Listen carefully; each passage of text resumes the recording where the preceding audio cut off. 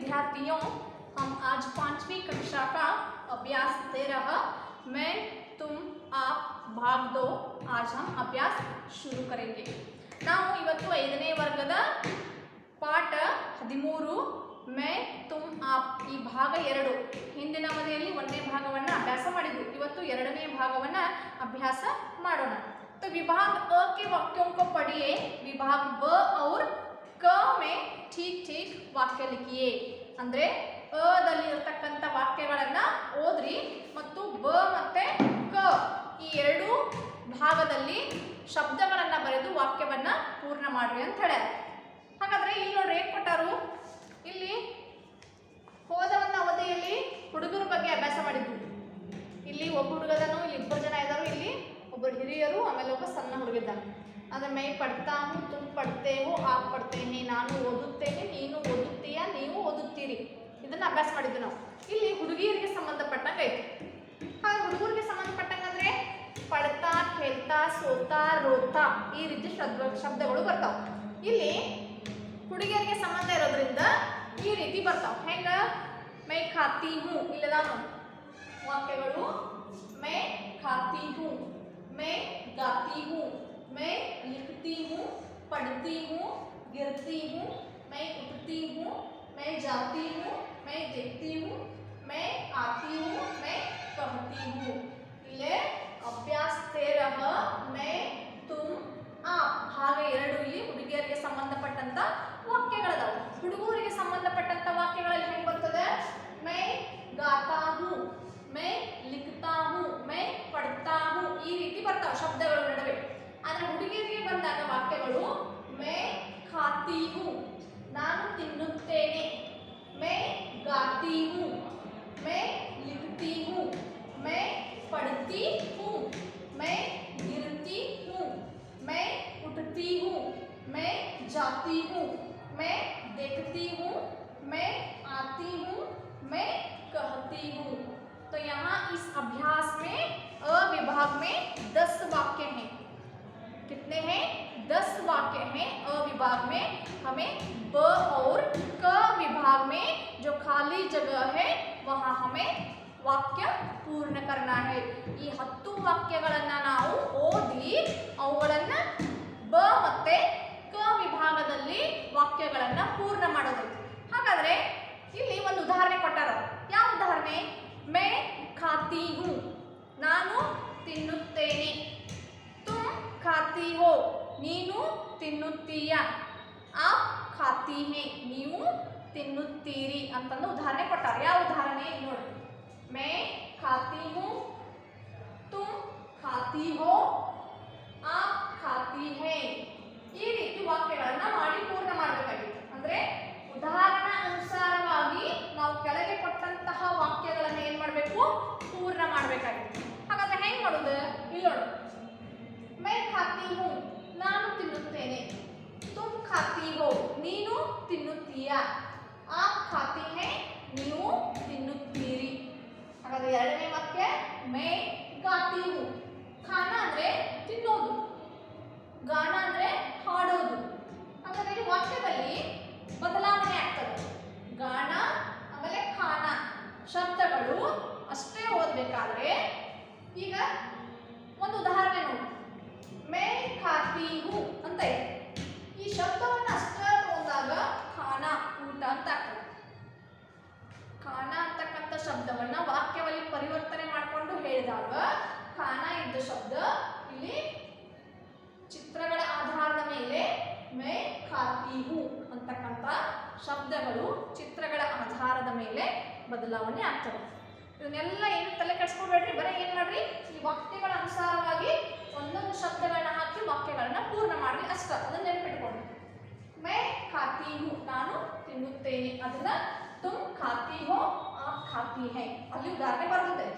ಎರಡನೇದು मैं गाती हूँ, तुम गाती हो, ನೀನು ಹಾಡುತ್ತೀಯ, ಅದನ್ನೇ ಮೂರನೇ ಇಲ್ಲಿ ವಾಕ್ಯದಲ್ಲಿ आप गाती हैं ಕೊನೆಯದಾಗಿ ಕೈ ಮೇಲೆ ಬಿಂದು ಕೊಡಬೇಕು। ಇದು ಮೂರನೇ ವಿಭಾಗ, ಇದು ಕ ವಿಭಾಗ, ಇದು ನಡುವಿಂದು ಬ ವಿಭಾಗ। ಇಲ್ಲಿ ಹೋ ಅಂತ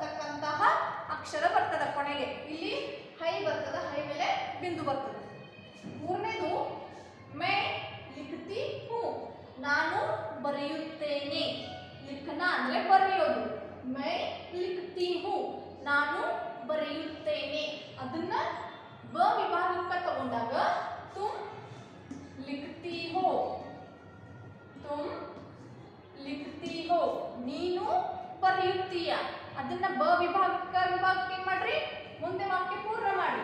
ಆಪ್ ಲಿಖ್ತಿ ಹೇ, ಆಪ್ ಲಿಖ್ತಿ ಹೇ. ಆಮೇಲೆ ಇದು ಪೂರ್ಣ ವಿರಾಮ ಚಿಹ್ನೆ ನೆನಪಿಟ್ಕೊಳ್ರಿ. ಪೂರ್ಣ ವಿರಾಮ ಚಿಹ್ನೆಯನ್ನ ಕೊಡಲೇಬೇಕು ಪ್ರತಿಯೊಂದು ವಾಕ್ಯದ ಕೊನೆಗೆ. ಇವುಗಳಿಗೆ ನೀವು ಕನ್ನಡ ಒಳಗೆ ಪೂರ್ಣ ವಿರಾಮ ಚಿಹ್ನೆ ಈ ರೀತಿ ಕೊಡ್ತೀರಿ, ರೌಂಡ್ ಕೊಡ್ತೀರಿ. ಆದ್ರೆ ಹಿಂದಿ ಒಳಗೆ ಪೂರ್ಣ ವಿರಾಮ ಚಿಹ್ನೆಗಳು ಈ ರೀತಿ ಬರ್ತಾವ. ಆಮೇಲೆ ಮೇ ಪಡ್ತಿ ಹೂ ನಾನು ಓದುತ್ತೇನೆ. ಇಲ್ಲಿ ಏನ್ ಮಾಡ್ಬೇಕು ಹೇಳಿ ನೋಡೋಣ. ತುಮ್ ಪಡ್ತಿ ಹೋ, ತುಮ್ ಪಡ್ತಿ ಹೋ. ಇನ್ನ ಕ ವಿಭಾಗಕ್ಕ ಆಪ್ ಪಡ್ತಿ ಹೇ. ಇನ್ನ ನೆಕ್ಸ್ಟ್ ವಾಕ್ಯ ಮೈ ಗಿರ್ತಿ ಹೂ ನಾನು ಬೀಳುತ್ತೇನೆ. ಈ ವಾಕ್ಯಕ್ಕೆ ಬಂದಾಗ ತುಮ್ ಗಿರ್ತಿ ಹೋ. ಕ ವಿಭಾಗಕ್ಕೆ ಬಂದಾಗ ಆಪ್ ಗಿರ್ತಿ ಹೇ, ಆಪ್ ಗಿರ್ತಿ ಹೇ. ನಾನು ಬೀಳುತ್ತೇನೆ, ನೀನು ಬೀಳುತ್ತೀಯ, ನೀವು ಬೀಳುತ್ತೀರಿ. ಮೈ ಉಠ್ತಿ ಹೂ ನಾನು ಏಳುತ್ತೇನೆ. ತುಮ್ ಉಠ್ತಿ ಹೋ ನೀನು ಏಳುತ್ತೀಯ. ಆಪ್ ಉಠ್ತಿ ಹೇ ನೀವು ಏಳುತ್ತೀರಿ. ಮುಂದಿನ ವಾಕ್ಯ ಮೈ ಜಾತಿ ಹೂ ನಾನು ಹೋಗುತ್ತೇನೆ. ತುಮ್ ಜಾತಿ ಹೋ ನೀನು ಹೋಗುತ್ತೀಯ. ಆಪ್ ಜಾತಿ ಹೇ ನೀವು ಹೋಗುತ್ತೀರಿ. तो मैं देखती हूँ ನಾನು ನೋಡುತ್ತೇನೆ. तुम देखती हो ನೀನು ಕೂಡ ನೋಡುತ್ತೀಯ, ಮತ್ತೆ ನೀವು ಕೂಡ ನೋಡುತ್ತೀರಿ. आप देखती हैं. तो मैं आती हूँ ನಾನು ಬರುತ್ತೇನೆ, ಮತ್ತೆ ನೀನು ಕೂಡ ಬರುತ್ತೀಯ. आप आती हो ಮತ್ತೆ ನೀವು ಕೂಡ ಬರುತ್ತೀರಿ. आप आती हैं. ಕೊನೆ ವಾಕ್ಯ मैं कहती हूँ ನಾನು ಹೇಳುತ್ತೇನೆ. तुम कहते हो ನೀನು ಕೂಡ ಹೇಳುತ್ತೀಯ. तुम कहती हो आप कहती हैं ನೀವು ಕೂಡ ಹೇಳುತ್ತೀರಿ.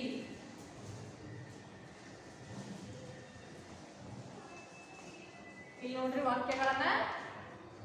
मैं खाती हूँ तुम खाती हो आप खाती हैं. मैं गाती हूँ तुम गाती हो आप गाती हैं. मैं लिखती हूँ तुम लिखती हो आप लिखती हैं. मैं पढ़ती हूँ तुम पढ़ती हो आप पढ़ती हैं. मैं गिरती हूँ आप तुम गिरती हो आप गिरती हैं. मैं उठती हूँ तुम उठती हो आप उठती हैं. मैं जाती हूँ तुम जाती हो आप जाती हैं. मैं देखती हूँ तुम देखती हो आप देखती हैं. मैं आती हूँ तुम आती हो आप आती हैं. मैं कहती हूँ तुम कहती हो आप कहती हैं. ಈ ರೀತಿ ವಾಕ್ಯಗಳನ್ನ ಪೂರ್ಣ ಮಾಡ್ರಿ. ಹಾಗಾದ್ರೆ ಇಲ್ಲಿ ಕನ್ನಡ ಅರ್ಥ ಏನಾಗ್ತದ? ನಾನು मैं खाती हूँ ನಾನು ತಿನ್ನುತ್ತೇನೆ, ನೀವು ತಿನ್ನುತ್ತೀರಿ. ಮತ್ತೆ ನೀನು ತಿನ್ನುತ್ತೀಯ. ಎರಡನೇ ವಾಕ್ಯ ಮೈ ಗಾತಿ ಹೂँ, ನಾನು ಹಾಡುತ್ತೇನೆ, ನೀನು ಹಾಡುತ್ತೀಯ, ನೀವು ಹಾಡುತ್ತೀರಿ. ಮೈ ಲಿಖತಿ ಹೂँ, ನಾನು ಬರೆಯುತ್ತೇನೆ, ತುಮ್ ಲಿಖತಿ ಹೋ, ನೀನು ಬರೆಯುತ್ತೀಯ, ಆಪ್ ಲಿಖತಿ ಹೈ, ನೀವು ಬರೆಯುತ್ತೀರಿ. ಮೈ ಪಡ್ತಿ ಹೂँ, ನಾನು ಓದುತ್ತೇನೆ, ತುಮ್ ಪಡ್ತಿ ಹೋ, ನೀವು ಓದುತ್ತೀರಿ, ಆಪ್ ಪಡ್ತಿ ಹೈ, ನೀವು ಓದುತ್ತೀರಿ. ಮೈ ಗಿರ್ತಿ ಹೂ, ನಾನು ಬೀಳುತ್ತೇನೆ, ತುಮ್ ಗಿರ್ತಿ ಹೋ, ನೀನು ಬೀಳುತ್ತೀಯ, ಆಪ್ ಗಿರ್ತಿ ಹೈ, ನೀವು ಬೀಳುತ್ತೀರಿ. तो मैं उठती हूँ, ನಾನು ಏಳುತ್ತೇನೆ, ತುಮ್ ಉಠ್ತಿ ಹೋ, ನೀನು ಏಳುತ್ತೀಯ, ಆಪ್ ಉಠ್ತಿ ಹೈ, ನೀವು ಏಳುತ್ತೀರಿ. ಮೈ ಜಾತಿ ಹೂँ, ನಾನು ಹೋಗುತ್ತೇನೆ, ತುಮ್ ಜಾತಿ ಹೋ, ನೀನು ಹೋಗುತ್ತೀಯ, ಆಪ್ ಜಾತಿ ಹೈ, ನೀವು ಹೋಗುತ್ತೀರಿ. ಮೈ ದೇಖ್ತಿ ಹೂँ, ನಾನು ನೋಡುತ್ತೇನೆ, ತುಮ್ ದೇಖ್ತಿ ಹೋ, ನೀನು ನೋಡುತ್ತೀಯ, ಆಪ್ ದೇಖ್ತಿ ಹೈ, ನೀವು ನೋಡುತ್ತೀರಿ. तो मैं आती हूँ, ನಾನು ಬರುತ್ತೇನೆ, ತುಮ್ ಆತಿ ಹೋ, ನೀನು ಬರುತ್ತೀಯ, ಆಪ್ ಆತಿ ಹೈ, ನೀವು ಬರುತ್ತೀರಿ. मैं कहती हूँ, ನಾನು ಹೇಳುತ್ತೇನೆ, ತುಮ್ कहती हो, ನೀನು ಹೇಳುತ್ತೀಯ, ಆಪ್ कहती है, ನೀವು ಹೇಳುತ್ತೀರಿ. ಇವಿಷ್ಟು ವಾಕ್ಯಗಳನ್ನು ನಿಮ್ಮ ಪುಸ್ತಕದಲ್ಲಿ ಮತ್ತು ಫೇಸ್ಬುಕ್ನಲ್ಲಿ ಪೂರ್ಣ ಮಾಡಿ. ಹಾಗಾದರೆ ಇಲ್ಲಿ ಪಾಠವನ್ನು ನೋಡಿದ್ರಿ. ಹಾಗಾದರೆ ಮೇ ಅಂದರೆ ಹೇಳ್ರಿ, ನಾನು, ತುಮ್ ನೀನು, ಆಪ್ ಅಂದರೆ ನೀವು. ಹಾಗಾದರೆ ನಾವು ಮೊದಲನೇ ವಿಭಾಗದಲ್ಲಿ ಮೈ ನಾನು ಅಂತಕ್ಕಂಥ ಸಂಬಂಧಿಸಿದ ವಾಕ್ಯಗಳನ್ನು ಬರೆದು, ಎರಡನೇದು ತುಮ್ ಅಂದರೆ ನೀನು, ನೀನು ಅಂತಕ್ಕಂಥ ವಾಕ್ಯಗಳನ್ನೇ ಸಂಬಂಧಪಟ್ಟಂಥ ವಾಕ್ಯಗಳನ್ನು ಪೂರ್ಣ ಮಾಡಿದ್ವಿ. ಇನ್ನು ಆಪ್ ಅಂದರೆ ನೀವು, ಇದಕ್ಕೆ ಸಂಬಂಧಪಟ್ಟಂಥ ವಾಕ್ಯಗಳನ್ನು ನಾವೇನು ಮಾಡಿದ್ವು, ಪೂರ್ಣ ಮಾಡಿದ್ವು. ಹಾಗಾದರೆ ಇವು वाक्यಗಳು. अ विभाग में 10 वाक्य हैं, तो इन 10 वाक्यों के आधार पर हमने ब विभाग में वाक्य पूर्ण किए. अ और ब दोनों विभाग में वाक्य पूर्ण होने के बाद हम क विभाग में वाक्यों को पूर्ण किए. तो पहले अ विभाग में पढ़कर दूसरे जो ब और क दोनों विभाग का वाक्यों को पूर्ण किए. ನಾವು ಅ ವಿಭಾಗದಲ್ಲಿ ವಾಕ್ಯಗಳನ್ನು ಓದಿದ್ವು, ಆ ವಾಕ್ಯಗಳ ಆಧಾರದ ಮೇಲೆ ಬ ವಿಭಾಗವನ್ನು ಪೂರ್ಣ ಮಾಡಿದ್ವು. ಅ ಮತ್ತು ಬ ವಿಭಾಗದಲ್ಲಿರತಕ್ಕಂತಹ ವಾಕ್ಯಗಳನ್ನು ಕ ವಿಭಾಗದಲ್ಲಿ ಪೂರ್ಣ ಮಾಡಿದ್ವು. ಮೊದಲು ಅ ವಿಭಾಗ ವಾಕ್ಯಗಳನ್ನ ಓದ್ಕೊಂಡ್ವು, ಬ ಮತ್ತು ಕ ಇದರಲ್ಲಿರತಕ್ಕಂಥ ವಿಭಾಗದ ವಾಕ್ಯಗಳನ್ನು ಮತ್ತೆ ಶಬ್ದಗಳನ್ನು ಅರ್ಥೈಸಿಕೊಂಡು ವಾಕ್ಯಗಳನ್ನು ಪೂರ್ಣ ಮಾಡಿದ್ವು. ಇನ್ನು ಕೆಳಗಡೆ ಐತೆ ನೋಡ್ರಿ, ವಾಕ್ಯೋं को पढ़िए, ವಾಕ್ಯಗಳನ್ನು ಓದ್ರಿ. ए वाक्य लड़के के विषय में है, इनको लड़की के विषय में लिखिए. ಅಂದ್ರೆ ए वाक्य लड़के के विषय में है ಅಂದ್ರೆ ಇವು ವಾಕ್ಯಗಳು ಹುಡುಗರಿಗೆ ಸಂಬಂಧಪಟ್ಟಂತ ವಾಕ್ಯಗಳಲ್ಲ. ಅವುಗಳನ್ನ ಏನು ಮಾಡೋದೈತಿ, ಹುಡುಗಿಯರಿಗೆ ಸಂಬಂಧಪಟ್ಟಂತ ವಾಕ್ಯಗಳಿಗೆ ನಾವೇನು ಮಾಡಬೇಕು, ಅಲ್ಲೇ ವ್ಯತ್ಯಾಸ ಮಾಡಿ ಬರಿಬೇಕು. ಈಗ मैं चलता हूँ, तुम पढ़ते हो, आप आते हैं, तुम खेलते हो. ಈ 4 ವಾಕ್ಯಗಳು ಹುಡುಗರಿಗೆ ಸಂಬಂಧಿಸಿದ ವಾಕ್ಯಗಳು.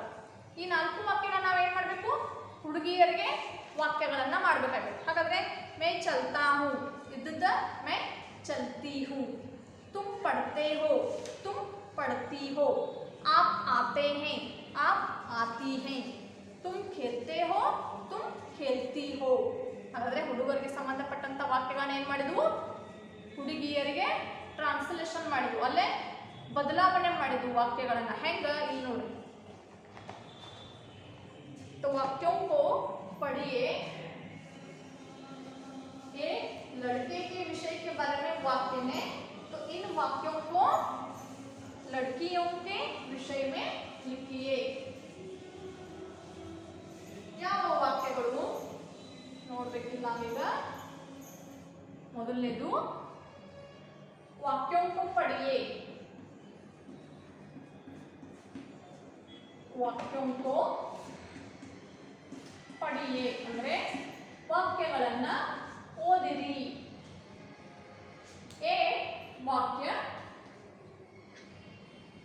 ए वाक्य लड़के के विषय में है, लड़के के विषय में है. ಈ ವಾಕ್ಯಗಳು ಹುಡುಗರಿಗೆ ವಿಷಯಿಸಿದ ವಾಕ್ಯಗಳು. ಅವುಗಳನ್ನ ಏನು ಮಾಡಬೇಕು ನಾವು?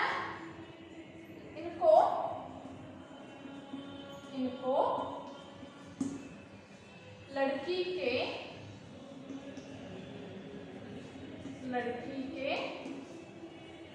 विषय में लिखिए. ಇವುಗಳನ್ನ ಹುಡುಗಿಯರ ವಿಷಯವಾಗಿ ವಾಕ್ಯ ಮಾಡಬೇಕು.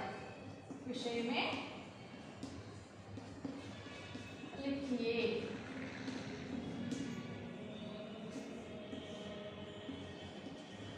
ಏನೈತಿ ಮೊದಲನೇ ವಾಕ್ಯ? मैं चलता हूँ, मैं चलता हूँ, ನಾನು ಹೋಗುತ್ತೇನೆ. ಚಲತಾ ತಾ ಅಂತ ಕೊನೆಗೆ ಇದು ಹುಡುಗರಿಗೆ ಸಂಬಂಧಿಸಿದ ವಾಕ್ಯ. ಇದನ್ನ ನಾವು मैं चलती हूँ ತಿ ಮಾಡಿದ್ರೆ ಹುಡುಗಿಯರಿಗೆ ಸಂಬಂಧಪಟ್ಟಂತ ವಾಕ್ಯಗಳಾಗ್ತವೆ. मैं चलता हूँ ಇದನ್ನ मैं चलती हूँ, ನಾನು ಹೋಗುತ್ತೇನೆ. ಇನ್ನು ಎರಡನೇ ವಾಕ್ಯ ಏನೈತಿ? तुम पढ़ते हो, तुम पढ़ते हो ಅಂತ ಐತಿ. ನೀನು ಓದುತ್ತೀಯಾ ಅಂತ ಐತಿ. ಹಾಗಾದ್ರೆ ಎರಡನೇದು ಏನ್ ಬರಿಬೇಕಿದೆ? तुम पढ़ती हो. तीसरे वाक्य, मूरನೇ वाक्य ಏನೈತಿ ನೋಡ್ರಿ? आप आते हैं, आप आते हैं ಅಂತ ಐತಿ. ನೀವು ಬರುತ್ತೀರಿ. ಅದು ಹುಡುಗಿಯರಿಗೆ ಸಂಬಂಧಿಸಿದ ವಾಕ್ಯ ಮಾಡಬೇಕಾಗುತ್ತೆ. आप आती हैं, ಕೈ ಮೇಲೆ ಏನು ಮಾಡಬೇಕು? ಬಿಂದು ಕೊಡಬೇಕು. नंबर 4, तुम खेलते हो, तुम खेलते हो, ನೀನು ಆಡುತ್ತೀಯಾ. ಅದನ್ನ ಹುಡುಗಿಯರಿಗೆ ಸಂಬಂಧಿಸಿದ ವಾಕ್ಯ ಮಾಡಬೇಕು. आप आती है ಅಂದಾಗ तुम खेलती हो, ನೀನು ಆಡುತ್ತೀಯಾ. ಹಾಗಾದ್ರೆ ಹುಡುಗರಿಗೆ ಸಂಬಂಧಪಟ್ಟ ವಾಕ್ಯ मैं चलता हूँ, मैं चलती हूँ. तुम पढ़ते हो, तुम पढ़ती हो. आप आते हैं, आप आती हैं. तुम खेलते हो, तुम खेलती हो. ಈ ರೀತಿ ನೀವು ಮೊದಲ ಅ, ಬ ಮತ್ತೆ ಕ ಈ ವಿಭಾಗದಲ್ಲಿರ್ತಕ್ಕಂಥ ವಾಕ್ಯಗಳನ್ನು ಪೂರ್ಣ ಮಾಡ್ರಿ. अदाद नंतर ಏನು ಮಾಡಬೇಕು? वाक्यों को पढ़िए.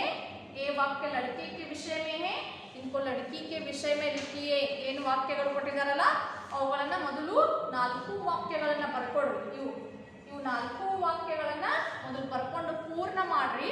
ಅದಾದ ನಂತರ ಏನು ಮಾಡ್ರಿ? ಈ ವಾಕ್ಯಗಳೆಲ್ಲ ಏನು ಖಾಲಿ ಬಿಟ್ಟಿದಾರಲ್ಲ ಪುಸ್ತಕ ಒಳಗ ಅವುಗಳನ್ನ ಸಿಸ್ ಪೆನ್ಸಿಲ್ ನಿಂದ ಈ ವಾಕ್ಯಗಳನ್ನು ಪೂರ್ಣ ಮಾಡ್ರಿ. ಮೊದಲು ಅ, ಬ, ಕ 3 ವಾಕ್ಯಗಳ ಪುಸ್ತಕದಲ್ಲಿ ಪೂರ್ಣ ಮಾಡಿ, ನಂತರ ಪಕ್ಕದಲ್ಲಿ ಪೂರ್ಣ ಮಾಡಿ. ನಂತರ ಈ ವಾಕ್ಯಗಳನ್ನು ಮೊದಲು ಪುಸ್ತಕನಾಗ ಪೂರ್ಣ ಮಾಡ್ರಿ. ಅದಾದ ನಂತರ ಪಕ್ಕನಾಗ ಪೂರ್ಣ ಮಾಡ್ರಿ. ನೀವು ಪಕ್ಕನಾಗ ಬರಿಬೇಕಾದ್ರೆ ಪ್ರತಿಯೊಂದು ಶಬ್ದದ ಅರ್ಥವನ್ನ ಅರ್ಥೈಸಿಕೊಂಡು ಅಂದರೆ ತಿಳ್ಕೊಂಡು ತದನಂತರ ವಾಕ್ಯಗಳನ್ನು ಬರೀರಿ. ಆ ವಾಕ್ಯಗಳನ್ನು ಬರಿಬೇಕಾದ್ರೆ ಬರೆಯೋದಷ್ಟೇ ಅಲ್ಲ ನಿಮ್ಮ ಕೆಲಸ, ಅದ್ರ ಜೊತೆಗೆ ವಾಕ್ಯಗಳನ್ನು ಓದ್ತಾ ಬರಿಬೇಕು. ಯಾಕಂದರೆ ಬರೀ ಬರೆಯೋದನ್ನೇ ಆದರೆ ಅಲ್ಲಿ ನಿಮ್ಗೆ ನೆನಪಿಗೆ ಬರೋದು ಕಡಿಮೆ ಆಗ್ತದೆ. ಆ ಬರೆಯೋದ್ರ ಜೊತೆಗೆ ಏನು ಮಾಡಬೇಕು? ಓದೋದನ್ನು ಮಾಡ್ರಿ. ಇವತ್ತು ಇಲ್ಲಿಗೆ ಈ ಅಭ್ಯಾಸ ಮುಗಿತು. ಇನ್ನು ಮುಂದಿನ ಅವಧಿಯಲ್ಲಿ ನಹಿ ಔರ್ ಮತ್ ಈ ಅಭ್ಯಾಸವನ್ನು ಪ್ರಾರಂಭಿಸೋಣ. ಧನ್ಯವಾದಗಳು.